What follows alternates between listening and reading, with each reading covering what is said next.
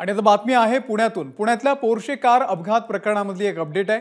अल्पवयीन आरोपीला जामीन देणाऱ्या एल.एन. धनवडे यांची आता हकालपट्टी होणार आहे का असा सवाल विचारला जातोय। एल.एन. धनवडे हे बाल हक्क न्याय मंडळाचे सदस्य आहेत। धनवडे यांनीच निबंध लिहिण्याची शिक्षा सुनावलेली होती आणि जामिनावरती या अल्पवयीन आरोपीची सुटका सुद्धा केलेली होती।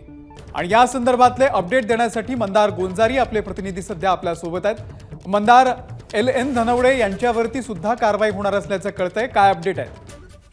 जेव्हा या अल्पवयीन मुलांनी कल्याणीनगरमध्ये पोर्शे कार चालवून 2 व्यक्तींचा बळी घेतला, अश्विनी कोष्टा आणि अनिश अवधिया यांचा, त्यावेळी पोलिसांनी या अल्पवयीन मुलाला अटक केली आणि तो अल्पवयीन असल्यामुळे बाल हक्क न्याय मंडळापुढे त्याला हजर करण्यात आलं। त्यावेळी या मुलाबाबत निर्णय घेण्यासाठी त्या ठिकाणी एल.एन. धनवडे हे त्या ठिकाणी बाल हक्क न्याय मंडळाचे सदस्य म्हणून होते आणि आपल्या सगळ्यांना ठाऊक आहे की निबंध लिहिण्याची शिक्षा या मुलाला देऊन आणि आणखी काही सूचना करून त्याची जामिनावरती सुटका करण्यात आली।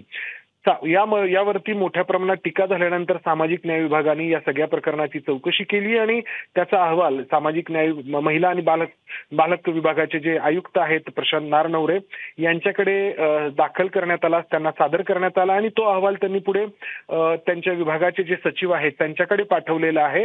आणि या अहवालामध्ये या एल.एन. धनवडे यांच्याबाबत माहिती आहे आणि या माहितीची पडताळणी केल्यानंतर या विभागाकडून एल.एन. धनवडे यांच्यावरती कारवाई होऊ शकते आणि ती झाली तर त्यांना बाल हक्क न्याय मंडळामधून बरखास्त केलं जाऊ शकतं।